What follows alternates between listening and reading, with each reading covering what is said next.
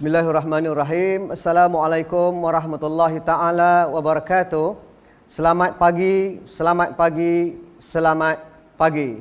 Para sahabat yang saya kasihi, yang saya hormati, yang saya hargai, pertama sekali izinkan saya memanggil para pelajar semua dengan perkataan sahabat. Sebelum saya memulakan sesi perkongsian kita pada pagi yang berbahagia ini, izinkan saya memperkenalkan diri saya. Saya adalah Hamdi Rahman bin Muhammad Yaakob, selaku pensyarah UiTM Cawangan Perak di Akademi Pengajian Islam Contemporary. Para sahabat yang dikasihi, para sahabat yang dihormati, sesi kita pada pagi ini ialah berkenaan dengan Minds. InsyaAllah kita akan membicarakan tentang bagaimana sebagai seorang pelajar kita boleh memacu diri kita untuk menjadi seorang pelajar yang berjaya graduan kelas pertama. Okey, seterusnya kita sambung bicara kita, perkongsian kita tentang tonggak NLP ataupun tonggak kepada Neuro Linguistic Program. Tonggak yang pertama ialah hubungan mesra ataupun disebut sebagai rapport. Hubungan mesra ini ialah hubungan kita dengan orang lain dan juga hubungan kita dengan diri sendiri. Setiap hari kita inginkan sesuatu. Dengan hubungan yang mesra, kita boleh mendapat apa yang ada pada orang lain. Begitu juga dengan hubungan yang mesra dengan diri sendiri, kita boleh dapat apa yang kita nak daripada tubuh kita. Untuk kita mencapai sesuatu yang kita kehendaki. Cuba kita bayangkan, kadang-kadang dalam hidup kita, apa yang kita nak dengan apa yang tubuh ataupun diri kita nak kadang-kadang tidak sama. Kita bangun daripada tidur, kita nak ke sekolah ataupun kita nak ke kuliah, tetapi badan kita rasa letih. Di situ kita seolah-olah berada di antara dua persimpangan. Sama ada kita nak teruskan tidur ataupun kita bangun untuk ke kuliah. Jadi siapa yang mempunyai hubungan mesra dengan dirinya, maka dia dapat memaksa dirinya untuk bangun dan pergi ke kuliah. Tetapi jika dia tidak dapat meminta dirinya bangun, maka dia akan kalah dan dia akan terus tidur. Maka hubungan mesra dengan diri sendiri ini sebenarnya lebih penting daripada hubungan mesra kita dengan orang lain. Sebabnya untuk mendapatkan sesuatu yang kita nak, dia bermula dengan diri kita sendiri. Para sahabat mungkin ada ibu yang dah tua, umur mungkin 70-an, 80-an. Tetapi kita lihat, mungkin mereka ini nak berjalan pun kita nampak macam terhoyong hayang. Tetapi mereka dapat bangun pukul 4, pukul 5 pagi, sembahyang tahajud. Kemudian mereka juga dapat masak sarapan pagi untuk mereka dan juga mungkin untuk cucu-cucu. Dan mereka boleh mengemas rumah. Jadi daripada mana mereka mendapat kekuatan ini? Sebenarnya kekuatan yang mereka dapat itu ialah kerana minda mereka mempunyai satu keupayaan dan kekuatan. Dengan hubungan yang cukup mesra, mereka mampu, mereka berkeupayaan untuk meminta tubuh yang tidak larat itu, tubuh yang sudah pun ada kencing manisnya, ada darah tingginya, tetapi untuk bangun dan untuk melakukan apa yang minda mereka kehendaki. Sebenarnya adik-adik, sebenarnya para sahabat, ibu-ibu kita itu memiliki minda kelas pertama. Jadi itulah diri kita perlu sentiasa memberitahu kepada kita bahawa setiap hari I am better and better. Setiap hari kita lebih baik, kita lebih hebat, kita lebih kuat. Apabila kita sentiasa bercakap dengan diri kita, memberitahu kepada kita, maka lama-kelamaan diri kita akan taat kepada kita walaupun dia dalam keadaan letih, walaupun dia dalam keadaan kurang berkeupayaan, tetapi disebabkan oleh keupayaan kita untuk mempengaruhinya mengikut kehendak kita, maka kita akan menjadi seorang yang hebat. Bayangkan dalam keadaan kecemasan, kalau kita letih sangat dalam tidur pun, jika kita diberitahu bahawa rumah kita terbakar, pasti kita akan bangun dengan begitu cepat. Apa yang menyebabkan kita boleh bangun? Yang menyebabkan kita boleh bangun dan terus keluar daripada rumah itu ialah minda yang berjaya mempengaruhi dan memberitahu kepada diri kita bahawa kita boleh bangun. Jika tengah tidur sekalipun kita dapat bangun, apakah kita gagal bangun jika dalam keadaan sedikit mengantuk atau sedikit letih dan sebagainya? Maka orang yang hebat itu ialah mereka yang mampu mengawal diri mereka dengan mempunyai hubungan yang baik dengan diri mereka. Sentiasa memberitahu bahawa dia boleh, sentiasa memberitahu bahawa dia adalah lebih baik. Okey, sahabat-sahabat sekalian, kalau kita fikirkan, sahabat-sahabat sekalian telah pun diterima sebagai student ataupun pelajar, mahasiswa di sebuah universiti. Ini menunjukkan bahawa para sahabat-sahabat sekalian telah pun mempunyai kapasiti ataupun telah mempunyai kriteria-kriteria yang mencukupi untuk menjadi graduan kelas pertama. Bagaimanapun, apa yang perlu para sahabat laksanakan ialah membuktikan bahawa para sahabat sebenarnya adalah graduan kelas pertama. Maka pada pagi ini saya ingin berkongsi tentang salah satu sistem ataupun program yang kita bangunkan di UiTM Malaysia, iaitu kita namakan sebagai MINDS. Program ini bermaksud Mind Empowerment for Success, menggunakan kaedah ataupun teknik Neuro-Linguistic Program. Maka apa yang kita akan bicarakan pada pagi ini berkaitan dengan 5 perkara. Pertama ialah MINDS itu sendiri. Kedua, tonggak NLP. Ketiga, andaian NLP. Minda sedar, separa sedar dan juga minda graduan kelas pertama. Para sahabat yang saya kasihi, pertama sekali kita membicarakan tentang NLP. Jadi MINDS ini adalah satu program yang kita wujudkan dan kita menggunakan sistem ataupun teknik yang digunakan di dunia sekarang ini untuk mengubah diri kita menjadi orang yang lebih maju, lebih bertenaga dan lebih berkeupayaan untuk mencapai sesuatu matlamat. Jadi apa yang dimaksudkan dengan NLP? NLP adalah ringkasan kepada Neuro-Linguistic Program. Neuro berkaitan dengan sistem saraf, berkaitan dengan otak kita, bagaimana otak kita berfikir, apa yang berlaku dalam pemikiran kita, berasaskan kepada sains neuro. Dan linguistik pula adalah berkaitan dengan bahasa. Jadi apabila kita menggunakan sesuatu perkataan, kita akan merasai sesuatu dalam diri kita. Jadi bahasa ini melibatkan lisan dan juga bahasa bukan lisan. Dengan berbahasa kita beremosi. Orang yang marah, bahasanya marah. Orang yang sayang, bahasanya sayang. Jadi bahasa akan memberi kesan kepada minda kita bagaimana kita bergerak. Jadi dengan menggunakan dua ilmu ini, iaitu neuro dan linguistik, diprogramkan dan disusun dan diaturkan dalam satu teknik yang tersusun, maka ia boleh digunakan untuk kita memacu ataupun menggunakan sistem ini bagi menjayakan ataupun mencapai sesuatu matlamat yang kita hendaki. Sedikit tentang sejarah NLP ataupun sejarah Neuro-Linguistic Program ini. Neuro-Linguistic Program ini adalah satu penemuan berasaskan kepada modeling. Maksudnya, kita melihat orang-orang yang berjaya dan kita mengkaji bagaimana dia boleh berjaya. So daripada situ kita dapat meniru bagaimana orang yang berjaya itu berjaya dan akhirnya kita dapat menggunakan teknik-teknik yang mereka guna untuk kita juga mencapai matlamat yang kita kehendaki. Jadi matlamat tersebut ialah kecemerlangan, matlamat tersebut ialah kejayaan masa depan yang kita lakarkan ataupun lukiskan untuk kepentingan bersama.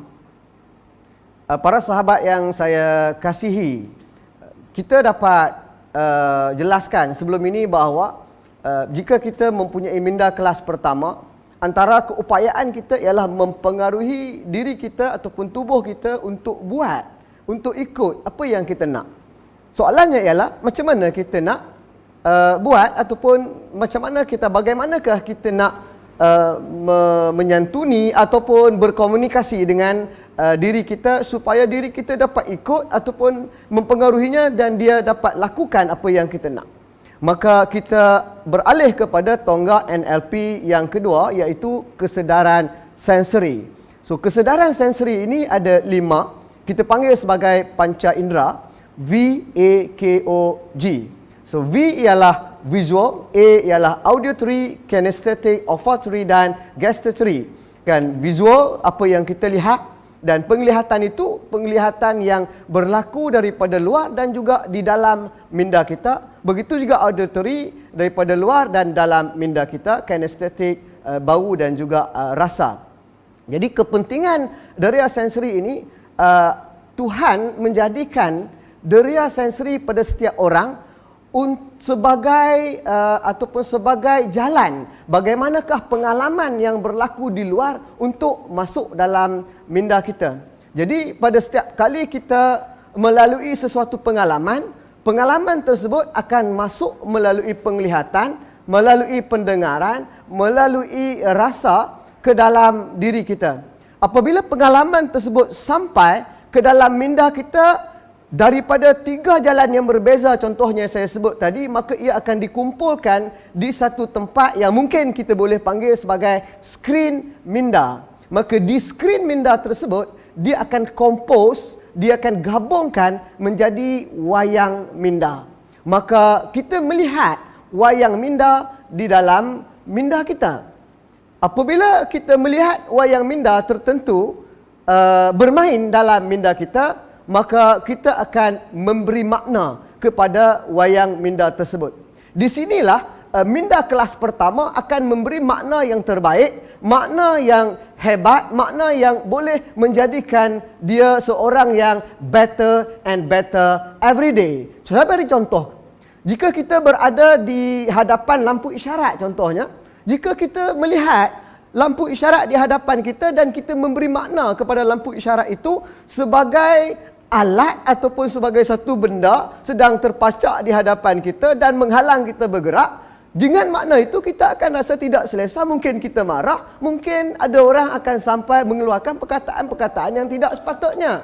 Tetapi adakah itu makna yang sepatutnya diberikan kepada lampu isyarat? Lampu isyarat adalah alat yang diletak untuk mengawal ataupun untuk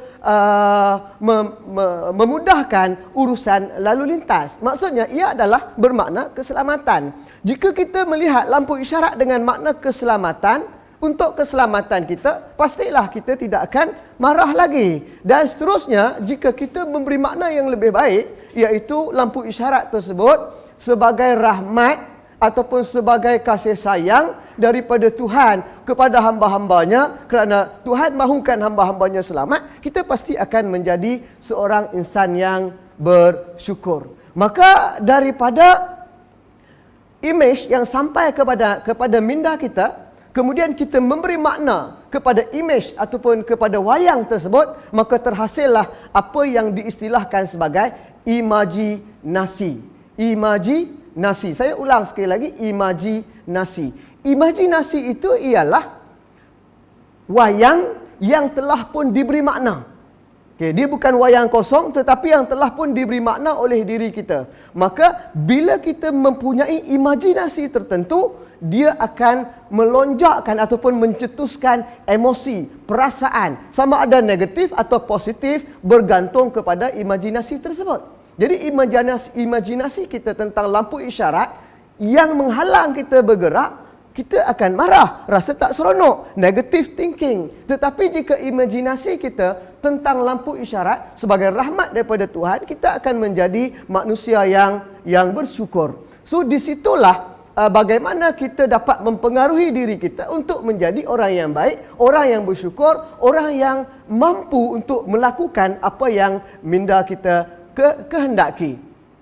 Jadi kepentingannya, maka persoalannya ialah bagaimana untuk kita mengawal ataupun membentuk pemikiran yang baik menjadi manusia yang hebat. Sebab itu dikatakan bahawa anda ialah apa yang anda fikirkan. Anda ialah apa yang anda fikirkan. Dan saya mungkin akan ubah sikit, ialah anda ialah apa yang anda imajinasikan. Maka persoalan kita ialah bagaimana untuk menjadi seorang yang hebat, yang sentiasa dapat mengawal tubuhnya untuk melakukan apa yang ia hendak, yang mempunyai repo yang baik. Maka antara aktiviti penting yang kita boleh lakukan ialah dipanggil sebagai state management. Kenapa? Kerana state management ini ialah kita menguruskan perasaan kita ataupun keadaan diri kita. Jika kita nak diri kita dalam keadaan bersyukur, maka kita boleh memanggil balik memori-memori kita di mana kita dalam keadaan bersyukur.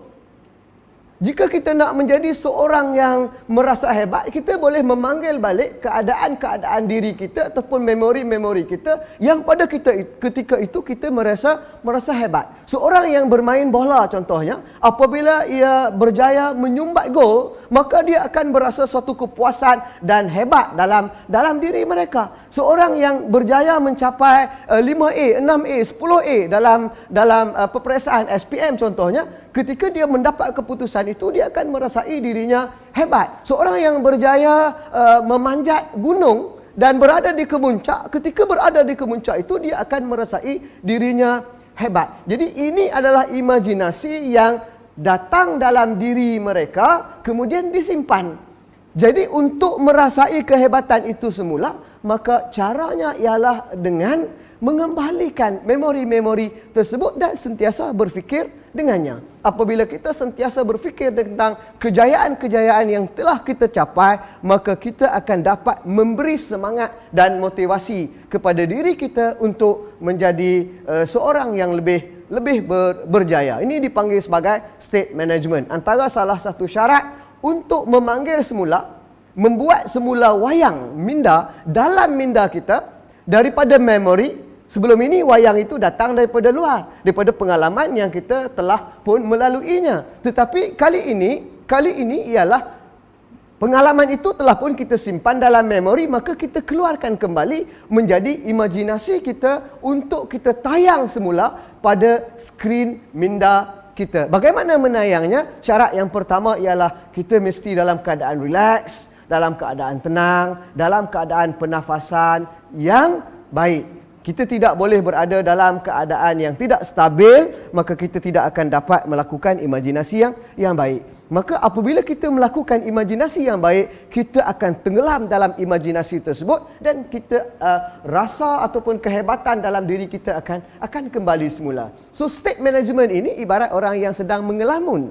Jadi ketika dia mengelamun, dia fokus tentang apa yang dia nak, maka dia menghayati apa yang dia nak, maka dia akan berada dalam satu situasi yang begitu hebat dalam mempengaruhi diri sendiri untuk menjadi apa yang disebut sebagai graduan kelas pertama. Jadi dalam proses untuk kita mengambil kembali ataupun memanggil kembali memori tersebut, pertama sekali kita perlu apply 3A. Apa itu 3A, sahabat-sahabat? 3A ialah A yang pertama access, A yang kedua ialah amplify dan A yang ketiga ialah anchor. Access ialah kita mengambil semula pengalaman tadi, mencari di mana kita berada, dan amplify ialah memberi warna, memberi bunyi. Jadi kita jadikan pengalaman tersebut sebagaimana ia real. Kita jadikan memori tersebut sebagaimana ia real di hadapan kita. Maksudnya kita nampak kembali warnanya ketika itu. Kalau ketika itu kita memakai baju merah, kita nampak diri kita dengan baju merah.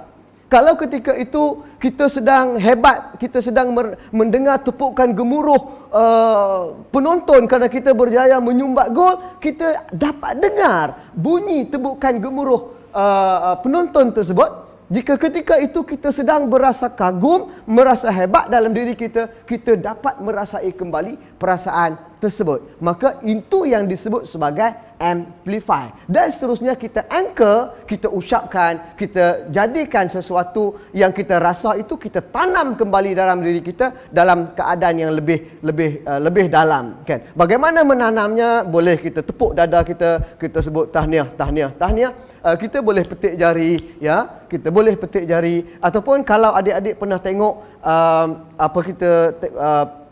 atlet-atlet yang hebat, mereka memakai gelang getah, kan, apabila mereka berjaya. Contohnya orang yang main golf, dia berjaya melakukan hole in one, dia akan merasa hebat. Ketika itu dia akan anchor perasaan dan pengalaman dia melakukan hole in one itu dengan menarik getah dan menjentik getah tersebut di tangan mereka. Jadi setiap kali dia melakukan hole in one, dia akan membuat perkara yang sama. Ini disebut sebagai anchor. Jadi bila dia masuk tournament, dia ingin bertanding pada satu keadaan yang cukup tertekan, dia juga ingin melakukan hole in one. Ketika itu dia akan memanggil kembali memori-memori yang ada dengan sekali lagi menarik getah dan menjentik tangan. Dan ketika itu disebabkan dia telah melakukan proses ini dalam proses yang lama hingga melekat dalam diri dia, pengalaman, kejayaan, hole in one-nya akan kembali dan dia akan melakukan sebagaimana ia telah lakukan berkali-kali sebelum ini dalam tournament tersebut. Maka itulah yang kita namakan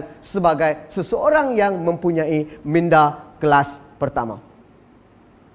Sahabat-sahabat yang saya kasihi, kita telah pun berbicara tentang dua tonggak NLP. Pertama tadi ialah kita membicarakan berkaitan dengan rapport, iaitu mempunyai hubungan yang baik dengan diri sendiri. Kita boleh memujuknya untuk melakukan ataupun mencapai apa yang kita kehendaki dalam kehidupan kita menjadi seorang yang hebat, berjaya. Dan kedua ialah VCOG ataupun kesedaran sensori. Bagaimana kita menggunakan kesedaran sensori kita membina imajinasi-imajinasi dalam minda kita tentang memori-memori hebat yang kita pernah lalui, dan juga kita untuk memujuk ataupun menjayakan ataupun membentuk keadaan emosi ataupun keadaan diri kita, sama ada kita nak menjadi orang yang fokus, sama ada kita nak menjadi orang yang ceria, sama ada kita nak menjadi orang yang kita boleh sebut sini mungkin hebat. Jadi bila kita membayangkan memori kita bagaimana kita fokus, kita menjadi orang yang fokus.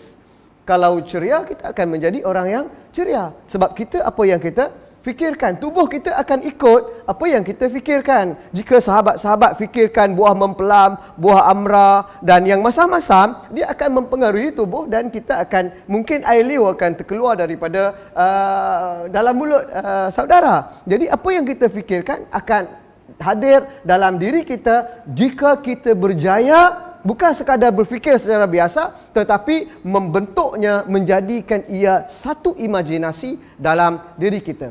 Maka tonggak NLP yang ketiga iaitu fikiran penyudah. Kita berfikir tentang apa yang akhir sekali kita jadi apa.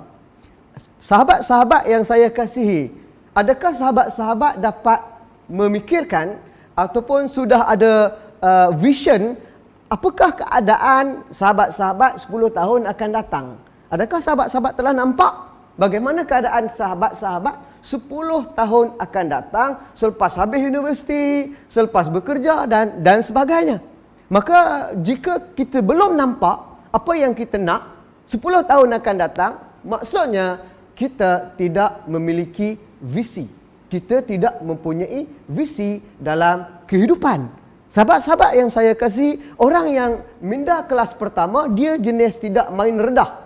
Dia mempunyai apa yang dia kehendaki, iaitu disebut sebagai fikiran penyudah. Dia berfikir tentang apa yang dia nak. Jadi bagaimana kita nak berfikir ataupun pemikiran penyudah ini?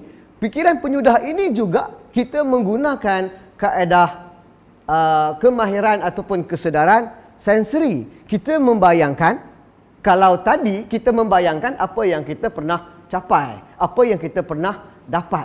Tapi oleh kerana imajinasi yang banyak yang tersimpan dalam minda kita, kita boleh gabung dan jalinkan membentuk suatu imajinasi baru yang kita belum pernah pun melaluinya ataupun berpengalaman tentangnya. Jadi kita bina satu imajinasi sehingga kita dapat lihat dan kita dapat nampak apa yang kita nak. Itu dipanggil sebagai fikiran penyudah. Jadi kenapa kita perlu melakukan ataupun membina imajinasi tentang masa depan? Sebab yang menentukan perjalanan hidup kita, apa yang kita buat, apa yang kita makan, apa yang kita pakai dalam kehidupan kita sebenarnya adalah subconscious mind ataupun minda separa sedar. Minda separa sedar ini yang menentukan berapakah apa orang panggil kelajuan perjalanan darah di dalam darah kita. Dia yang sedang menentukan penumbuhan rumput kita. Dia semuanya berlaku dalam minda separuh sedar. Minda separuh sedar ini menguasai 90% daripada pemikiran kita. Kenapa kita pakai baju? Kenapa saya pakai baju warna ini? Kenapa saya pilih? Saya tidak menggunakan minda sedar. Saya pilih sebab saya suka. Jadi kenapa kasut saya? Kenapa pakaian saya? Kenapa warna yang saya pilih? Kenapa beg yang saya beli? Semuanya itu dipengaruhi oleh minda separuh sedar. Kita tidak buat calculation. Kita tidak menggunakan reason logic. Ataupun kalau kita gunakan, dia hanya melibatkan 10% daripada keputusan-keputusan yang kita buat dalam hidup kita. So, minda separuh sedar, dia amat-amat hebat. Saya rasa para sahabat mungkin pernah lihat filem. Mungkin pernah tengok kartun. Salah satu filem kartun, saya tak pernah menangis tengok kartun sepanjang hidup saya. Tetapi apabila saya menonton Agent Ali, saya menangis. Soalannya, kenapa saya menangis apabila saya menonton Agent Ali? Kan filem tu kartun je. Kan kartun itu orang reka je. Tapi kenapa menangis? Jawapan dia ialah kerana minda separuh sedar mempercayai apa yang sedang berlaku itu sebagai satu realiti yang sebenar. Ini adalah kelemahan minda separuh sedar. Setiap yang sampai dan masuk ke dalamnya, dia akan percaya sebagai benar. Sebagai benda yang benar-benar berlaku, maka dia akan bertindak accordingly, mengikut peristiwa yang sampai kepadanya. Jika yang dia lihat itu benda sedih, dia akan menangis. Jika dia mimpi contohnya hantu, dia akan takut. Jadi kita akan bangun dengan berpeluh-peluh dan sebagainya, kerana minda separuh sedar percaya apa yang berlaku itu benar. Maka orang yang mempunyai minda kelas pertama, dia akan sentiasa memberi gambaran-gambaran hebat tentang dirinya kepada minda separuh sedar tersebut. Maka kita bayangkan keadaan kita contohnya. Contohnya kalau hari ini para sahabat dapat membayangkan sebagaimana yang ada dalam slide, saya melihat diri saya di atas pentas sedang menerima scroll ijazah kelas pertama di Dewan Agung Tuanku Chancellor pada 27 hari bulan Oktober 2023 contohnya. Sambil kedengaran tepukan dan sorokan gemuruh para hadirin, saya disambut dengan pelukan erat daripada keluarga tercinta yang membuatkan diri saya berasa begitu teruja hingga menitiskan air mata kegembiraan. Ini dalam bentuk skrip. Jika para sahabat dapat mengubah skrip ini kepada wayang, kemudian para sahabat tayangkan wayang tersebut dalam skrin minda para sahabat, maka para sahabat akan membaca wayang dalam skrin minda itu sebagai suatu yang hebat. Maka para sahabat akan merasai para sahabatlah seorang graduan kelas pertama. Ini keupayaan ataupun bagaimana kita membuat visi. Kita membina visi untuk mempengaruhi diri kita supaya menjadi orang yang berjaya, orang yang berjaya. Ini yang kita sebut sebagai pemikiran penyudah. Maka apabila kita berada di UiTM, kita bergerak ke kelas, dalam minda kita sentiasa dapat melihat secara fokus bahawa kita sedang menerima ijazah kelas pertama. Kita nampak bagaimana kita sedang berjalan, bergerak di atas pentas sedang menerima ijazah dan kita dapat nampak muka mak kita dapat nampak muka ayah kita, bagaimana mereka berada di dalam dewan dalam keadaan begitu teruja, begitu gembira, air mata yang bercucuran dan sebagainya. Dan ketika berjalan ke kuliah dengan vision yang ada ini, para sahabat akan menjadi seorang graduan yang cukup hebat dan cukup teruja dan berkeupayaan tinggi untuk menjayakan apa yang para sahabat sedang lakukan. Itulah yang dinamakan sebagai pikiran penyudah. Memikirkan apa yang telah ataupun apa yang akan berlaku, tetapi diberitahu kepada minda, minda akan baca ia sedang berlaku sekarang, dan para sahabat akan merasai hebat, akan merasai para sahabat sebenarnya adalah seorang graduan kelas pertama walaupun belum menerima ijazah tersebut. Maka antara cara ataupun kaedah untuk membina vision, pertama vision mesti spesifik. Vision mesti spesifik. Maksudnya vision itu mesti ditentukan dalam bentuk gambar, dalam bentuk wayang. Yang kedua ialah mission itu mesti measurable, boleh diukur. Boleh diukur maksudnya ada gambarnya dan boleh tengok jika apa yang menjadi vision itu berlaku, kita tahu kita mencapainya. Kemudian achievable, boleh dicapai, bukan sesuatu yang tidak boleh dicapai oleh manusia. Contohnya nak berubah menjadi burung. Contohnya itu tidak achievable. Tetapi selagi mana achievable, bukan achievable di peringkat sahabat, tapi achievable di peringkat manusia secara umum, ianya adalah sesuatu yang boleh dijadikan sebagai apa yang kita sebutkan sebagai wayang minda kita. Dan yang seterusnya ialah realistik, logik dan juga dalam masa yang bersesuaian. Sahabat-sahabat yang saya kasihi, begitulah 3 tonggak NLP, Neuro Linguistic Program. Kita bermula tadi dengan repo, hubungan yang baik dengan tubuh kita. Kita berjaya, berkeupayaan, memujuk ataupun menyuruh ataupun apa-apa supaya tubuh kita dapat bangun, bingkas, buat apa yang kita nak. Dan yang kedua ialah bagaimana cara menyuruhnya. Maka kita menggunakan kemahiran sensori ataupun kesedaran sensori dalam minda kita dengan membina imajinasi-imajinasi yang bersesuaian. Dan seterusnya ialah jika kita hebat, tetapi untuk menjadi orang yang lebih hebat, kita perlu berubah. Berubah daripada keadaan kita yang biasa kepada satu keadaan yang kita belum pernah pun sampai. Maka kita perlu membina visi. Jadi apabila kita mempunyai visi yang jelas, kita dapat lihat, kita dapat nampak apa yang berlaku kepada kita pada ketika itu, maka diri kita akan mendapat motivasi, akan mendapat semangat daripada apa yang kita lihat itu. Sebab itu kalau kita lihat di sini, Muhammad Ali contohnya, dia kata, I am the greatest. Saya yang terhebat. I said that, saya sebut dekat saya yang saya terhebat ini even before I knew I was. Sebelum saya tahu pun saya orang hebat. Maksudnya Muhammad Ali berjaya dengan repo yang hebat, dia dapat menyampaikan kepada dirinya bahawa I am the greatest. Sahabat-sahabat yang saya kasihi, dan tonggak NLP yang keempat ialah perlakuan fleksibel. Dalam keadaan kita ingin fokus kepada matlamat kita dan juga kita perlu fokus kepada perasaan-perasaan hebat untuk kekal dalam diri kita, kita menghadapi dunia yang pelbagai. Kita menghadapi teman di keliling kita yang pelbagai. Macam-macam sampai kepada kita. Dalam banyak perkara, untuk kekal hebat, kita perlu fleksibel.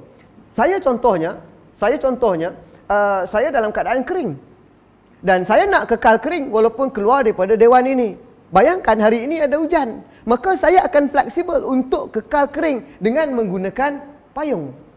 Apabila saya masuk ke pusat membeli belah contohnya, saya juga akan fleksibel dengan meletakkan kembali ataupun menutup kembali payung tersebut. Maka hidup saya sentiasa dalam keadaan kering walaupun dunia hujan dan sebagainya.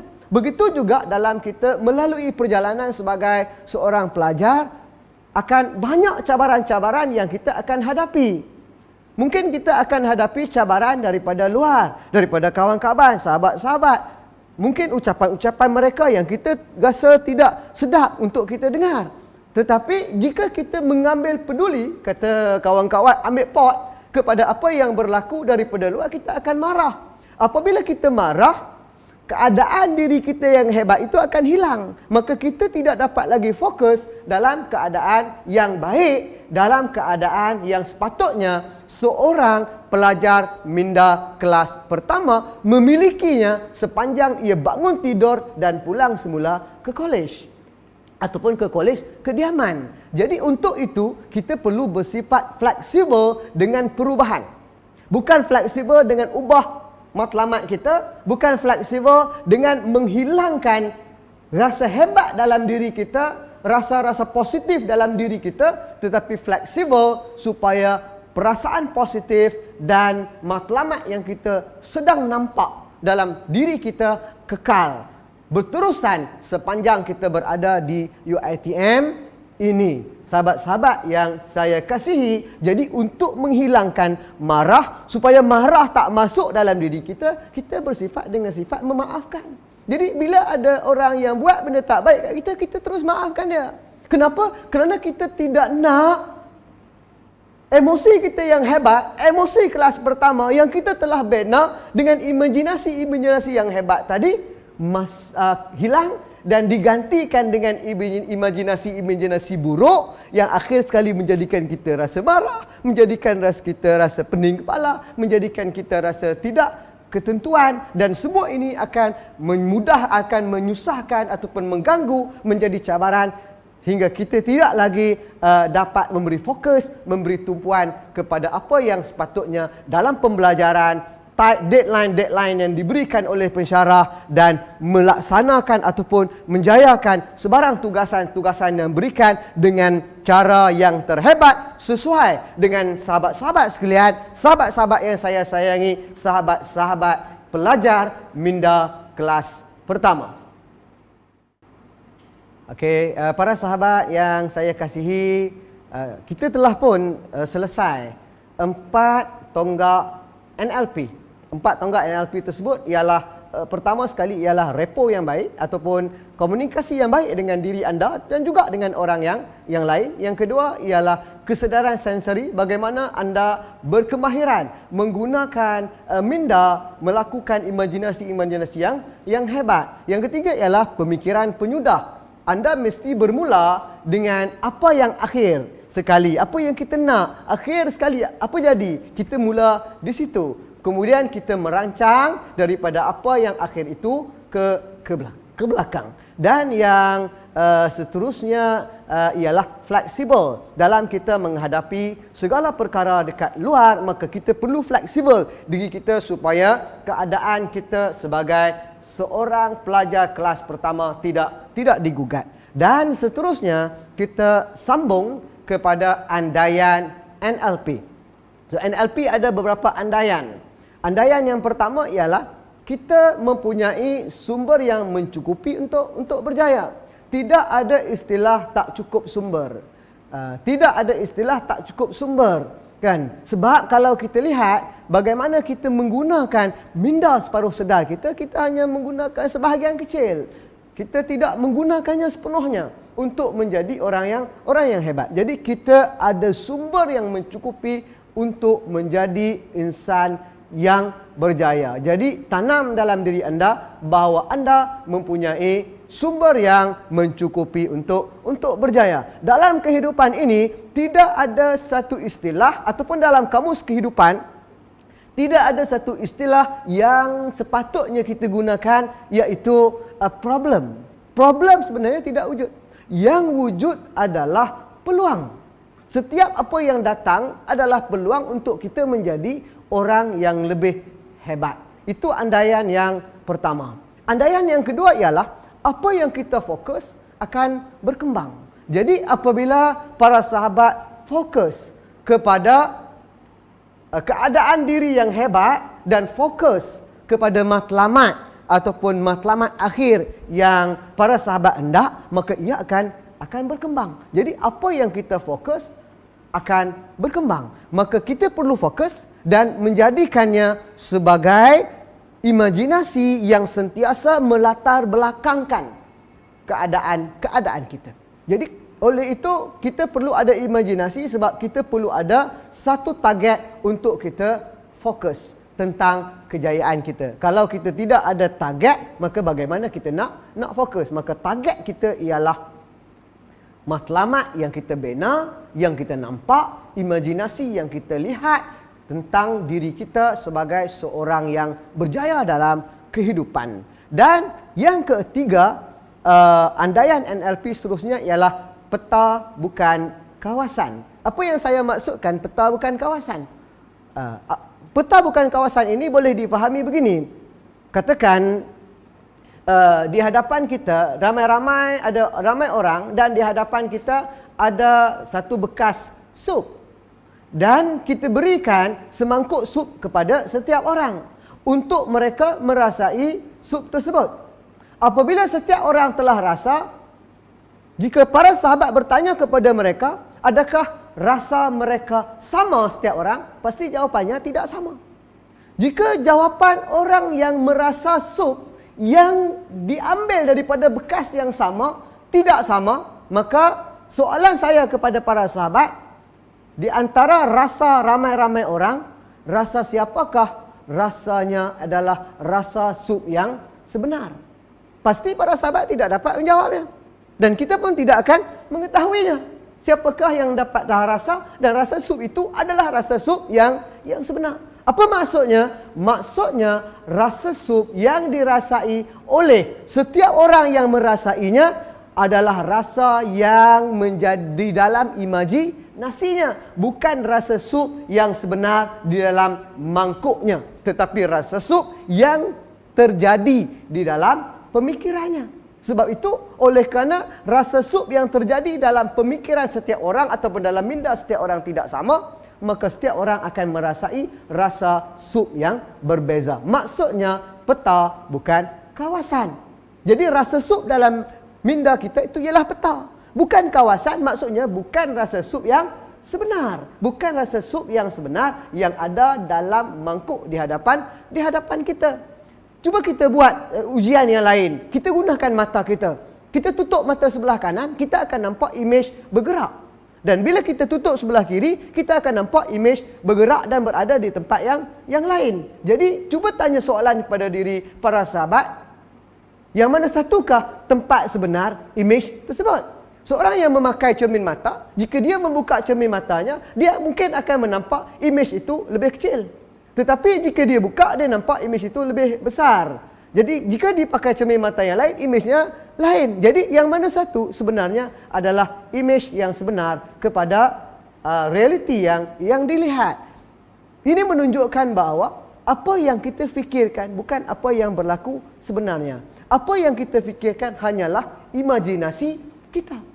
Jadi jika kita berjaya mengubah imajinasi kita, kita tidak akan jadi sebagaimana kita sekarang ini. Kita akan menjadi orang yang berbeza. That's you is your imajinasi. Sebab itu saya sebut sebelum ini bahawa kita apa yang kita fikirkan dan kita ialah apa imajinasi yang kita sentiasa lakukan ataupun bangunkan ataupun tayang dalam diri kita. Maka peta bukan kawasan. Jadi apa yang berlaku sebenar tidak perlu diambil serius sehingga kita marah, sehingga kita rasa tidak suka, sehingga datang pelbagai perasaan negatif dalam diri kita. Kita boleh mengubah perasaan tersebut dengan mengubah imajinasi kita tentang apa yang kita sedang mengalaminya. Seperti contoh lampu isyarat yang saya sebut sebelum ini.